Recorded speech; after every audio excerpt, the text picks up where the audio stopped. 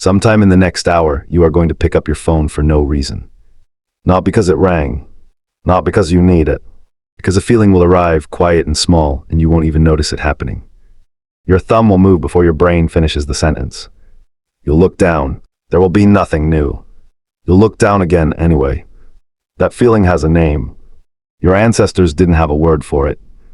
Some researchers now think they may not have had the feeling at all, not in the way you have it, not every day, not every hour, not humming underneath everything you do like a second heartbeat you can never quite switch off. So what happened between then and now? A change between a species that could sit motionless in tall grass for 6 hours watching a herd, reading wind and shadow and the twitch of an ear, and a species that can't survive a 6-minute line at the pharmacy without reaching for a glowing rectangle in its pocket. That question is the spine of this whole story. And the answer is stranger and a little more uncomfortable than we got soft. It has nothing to do with willpower and almost nothing to do with attention spans shrinking, no matter how many articles have told you otherwise. It has to do with something your ancestors had that almost nobody bothered to name until it started disappearing. Start with the feeling itself. Boredom feels simple from the inside. You have nothing to do, so you feel bad, so you go find something to do. Case closed, right? Except the moment scientists actually tried to pin the feeling down in a lab with real subjects, it fell apart in their hands. In 2012, clinical psychologist John D. Eastwood at York University published a review in the journal Perspectives on Psychological Science that tried to build a working definition of boredom out of decades of scattered research on attention and emotion. What his team found didn't match the simple story at all. People reported boredom in rooms full of things to look at. People got bored during exciting movies, in the middle of parties they had been looking forward to for weeks, surrounded by friends, music, and noise. Boredom wasn't tracking the amount of stimulation in the room. It was tracking something else entirely. Eastwood and his colleagues eventually defined boredom as an aversive state, wanting to engage in something satisfying and being unable to. Not nothing to look at. Not nothing happening.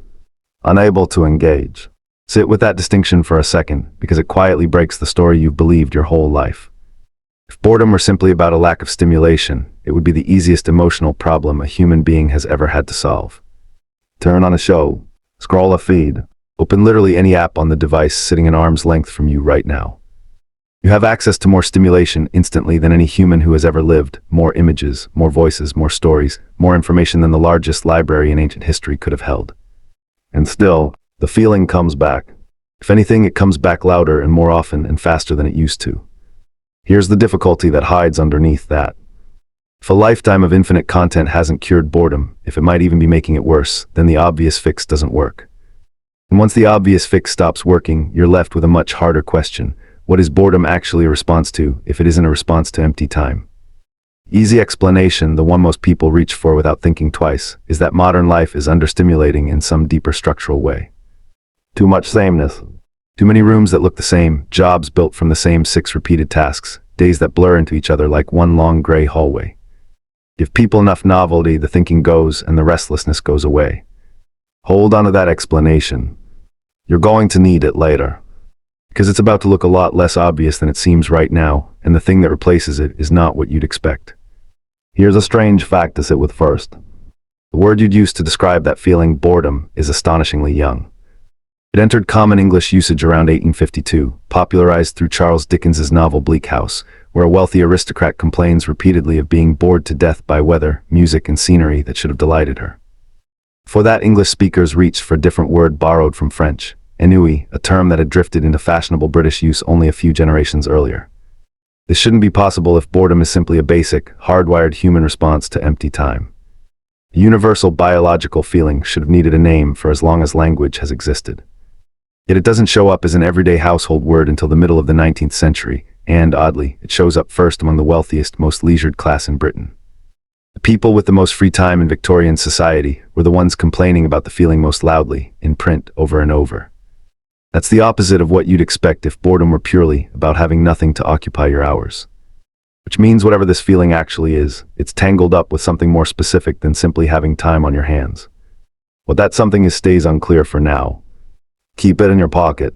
It matters later. Before any of that, you need to see exactly how far this problem actually reaches. Because researchers didn't just ask people how bored they felt on a scale of 1 to 10. They tested how far a person would go to escape the feeling entirely. In 2014, social psychologist Timothy D. Wilson at the University of Virginia ran a set of 11 linked experiments published in the journal Science. The design was almost insultingly simple. Take a person, sit them alone in a plain, quiet room, no phone, no book, no task of any kind, nothing but their own thoughts for somewhere between 6 and 50 minutes. Afterward, ask them to rate the experience on a 9-point scale. The results were uncomfortable before the real twist even arrived. About half of the participants rated the experience at or below the midpoint. Not agony, just quietly, measurably unpleasant. 15 minutes alone with nothing but your own mind running on its own, and half the room called it a bad time.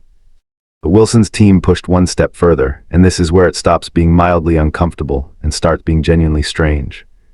They gave each participant access to a button. Pressing the button delivered a real, unpleasant electric shock, a shock every single one of them had already sampled beforehand and explicitly said they'd pay money never to feel again. Then they left each person alone in the room, with nothing to do but sit quietly with their own thoughts, and that button resting there the entire time. 67% of the men shocked themselves at least once rather than simply sit and think. One man pressed the button 190 times in 50 minutes. 25% of the women did the same thing, at a lower rate but the same pattern. Read that twice. Given a straight choice between an unpleasant feeling in the mind and actual physical pain, a majority of men in the study chose the pain. Not because anyone told them to. Not because it was fun. Because whatever was happening in that silence, nothing, just their own thoughts left alone to run, was, for them, worse than being shocked. That's proof point 1. Surprising on its own. It's about to get worse. Proof point 2 reaches back further than any phone, any shock button, any laboratory experiment at all. In 1790, a group of Quaker reformers in Philadelphia built something genuinely new in the world, a prison designed entirely around solitary stillness. The intention on paper was almost gentle. Keep each inmate alone in silence with nothing but their own thoughts and no labor to distract them, and they would turn inward, reflect, and eventually find God. It did not produce quiet reflection. It produced breakdowns. Written accounts from the period describe inmates hallucinating, talking to the walls of empty cells, screaming into silence, and in some documented cases, losing the basic ability to function around another human being once they were finally released back into company. An empty room built with the gentlest of intentions, meant to heal the mind through nothing but stillness, unraveled minds instead. An empty mind given nothing at all to hold on to does not rest. It comes apart. And now the third proof point, the one that should feel less like history and more like a mirror. You don't need a Quaker prison from 1790 or a laboratory shock button to see this pattern play out. You are living inside a smaller version of it constantly, every single day, whether you notice it or not. Somewhere in your pocket right now is a device you touched dozens of times before lunch, not because anything happened, not because a message arrived, but because a small gap opened up in your attention, and your hand filled it before your conscious mind even registered there was a gap there to fill. A red traffic light. A pause in conversation. 3 seconds of silence in an elevator. An entire global industry, worth hundreds of billions of dollars, is built on nothing more than the promise of arriving inside that half-second gap before boredom lands. Every notification, every autoplay, every infinite scroll is engineered around exploiting the exact vacuum Wilson's shock button and the Philadelphia prison cell, both exposed decades and centuries apart. Product teams study exactly how long that gap lasts, down to fractions of a second, and design around it deliberately. That is not a coincidence. That is a symptom of something real, and something that has clearly been quietly building for longer than any of us assumed. So here the story should turn simple and satisfying and complete. Modern life created an unbearable, historically unprecedented void of empty time, and modern technology rushed in to fill it. Humans, chronically understimulated by gray office buildings, repetitive commutes, and identical days, finally found relief in infinite content. Except that explanation collapses the moment you look at the people who had the least stimulation, the least novelty, and the least entertainment of anyone who has ever lived. In 1966, at a symposium in Chicago called Man the Hunter, anthropologist Marshall Solins stood up and said something that overturned close to a century of assumptions about how our species had actually lived for most of its existence. Drawing on field data gathered from hunter-gatherer communities like the Jahonsi of the Kalahari Desert, Solins argued that these groups met all of their material needs by working somewhere between 15 and 20 hours a week. Not 80 hours, not 60, 15 to 20, less than half of a standard modern work week, spent hunting, foraging, and preparing food. Everything else, the overwhelming majority of their waking hours, was unstructured, unscheduled, wide open with nothing assigned to fill it. By the logic of the obvious explanation, these should have been the most bored human beings who ever lived. Enormous stretches of empty time stacked day after day, year after year. No screens, no entertainment industry, no novelty piped in from anywhere outside the immediate world around them. If a lack of external stimulation is really what manufactures boredom, hunter-gatherer life should have been an ocean of it, an unbearable, aching emptiness from sunrise to sunset. The common reading was that empty hours create boredom, and that modern life simply produces more empty hours than any generation before it knew what to do with. That is not what the anthropological record actually shows. Ethnographers who spent years living alongside foraging communities did not come home describing populations drowning in restless, aversive idleness. They described long stretches of alert, unhurried attention, tracking, watching, waiting, noticing, hours filled not with nothing, but with a kind of sustained engagement that modern schedules almost never require of anyone anymore. The villain was never the amount of empty time sitting in front of a person. The villain was always what filled that time, and this is the part almost nobody says out loud who got to choose. It also finally answers the strange fact from earlier, the one about Dickens, and the wealthy aristocrats of Victorian England who seemed to invent chronic boredom almost the moment they had the most leisure in history. It wasn't a coincidence that boredom entered the language through the mouths of the idle rich. Their hours were empty, yes, but almost none of those hours were chosen. A wealthy Victorian woman's day was scheduled by servants, social convention, and rigid expectation down to the hour, even when nothing filled those hours at all. Empty and directionless. Unstructured but never self-directed. It's the exact same vacuum, just wearing silk instead of animal hide. Picture it happening right now in front of you. You are moving through tall grass at the edge of a dry riverbed. The sun sits high and white overhead. You have been walking for 3 hours and caught nothing yet. You are not scrolling for the next 15 seconds of content to arrive and rescue your attention. You are reading the ground itself, a broken stem here, a print half filled with drifting dust there, meaning nothing to anyone else and everything to you. Your attention isn't being fought for by a notification competing for your eyes. It is being pulled forward by a real problem, one that only you can solve, at a pace that only you control. Nobody assigned you this specific hour. Nobody upstream is measuring your output. You chose this task before dawn, and the task rewards exactly the kind of sustained attention a human mind was actually built to give. That is not empty time. That is directed time. And it turns out those two things are not remotely the same. Here's the bigger picture all of this has been quietly pointing toward. Boredom, by Eastwood's own definition, is not a punishment for having too little to do. It is a signal, a warning light, telling you that your attention currently has nowhere satisfying to land. Modern life, for all its staggering material abundance, has quietly stripped away something your ancestors rarely lost, your say in where that attention gets to go. Your ancestors' hours were unstructured, but they were self-directed. Chosen tasks. Real, immediate stakes. Clear beginning and an ending that you controlled, start to finish, with your own hands. Most of your hours, by contrast, are structured by somebody else entirely, a manager's schedule, a school bell, an algorithm quietly deciding what appears in front of you next. Even your so-called free time typically arrives prepackaged, engineered to require nothing at all from your own attention in order to shape it.